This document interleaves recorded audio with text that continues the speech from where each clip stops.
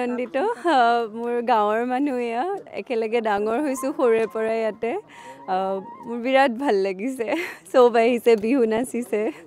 প্ৰথম এটেম্প্ট আছিলে নহয় এইটো মোৰ 4th এটেম্প্ট আছিল মই 2020ৰ পৰা চেষ্টা কৰি আছিলোঁ প্ৰত্যেকবাৰ অলপ অলপ নম্বৰৰ কাৰণে থাকি যায় এবাৰ ফাইনেলি হ'লগৈ আৰু এই অঞ্চলৰ উঠি অহা ল'ৰা ছোৱালীবিলাকৰ কাৰণে কি ক'ব বিচাৰিব এইখন গাঁৱৰ কাৰণেতো খুবেই সুখবৰ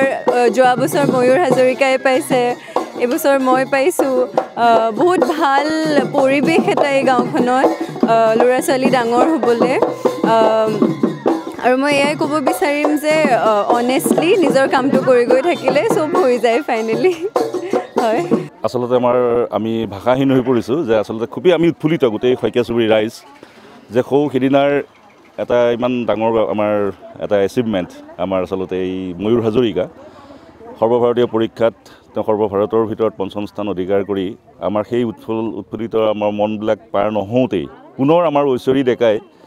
আমাৰ যি ৰিজাল্ট তেখেতে কঢ়িয়াই আনিলে সেয়া আচলতে গোটেই অসমৰ বাবে গৌৰৱ লগতে আমাৰ এই শইকীয়া চুবুৰী তথা তেখেতৰ মাতৃ পিতৃৰ বাবে যি তেওঁলোকৰ আশা আকাংক্ষা সম্পূৰ্ণ কৰিছে গতিকে আমি সঁচাকৈ খুব আনন্দিত আৰু আমি শইকীয়া চুবুৰী ৰাইজ আচলতে খুবেই গৌৰৱান্বিত তেওঁক লৈ তাৰমানে কি আমাৰ গাঁওখন এটা খুব শান্তিপ্ৰিয় এখন গাঁও আৰু ইয়াত যিখিনি মানুহ আছে গোটেইখিনি শিক্ষিত মানুহ গতিকে শিক্ষাৰ প্ৰতি তেওঁলোকৰ এটা সম্পূৰ্ণ এটা দায়বদ্ধতা আছে বুলি আমি ভাবোঁ আৰু যিখিনি মানুহ আছে তেওঁলোকৰ ল'ৰা ছোৱালীক সঁচাকৈ এটা সংস্কাৰ দি পেলাই ডাঙৰ কৰিছে সেইটো এটা বৰ ডাঙৰ কথা আৰু তেওঁলোকে এটা সংস্কাৰ পাইছে আচলতে এই চুবুৰীখনৰ পৰা পাইছে আৰু সেইকাৰণে ভাবোঁ যে এই ধৰণৰ তেওঁলোকে ৰিজাল্ট কৰি গৈছে আৰু আমাকো গৌৰৱৰ তেওঁলোকে ভাগিদাৰ কৰিছে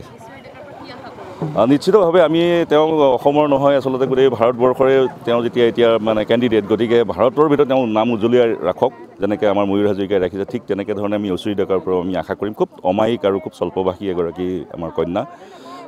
আচলতে তেওঁ আৰু আগবাঢ়ি যাব সেইটোতো খাটাং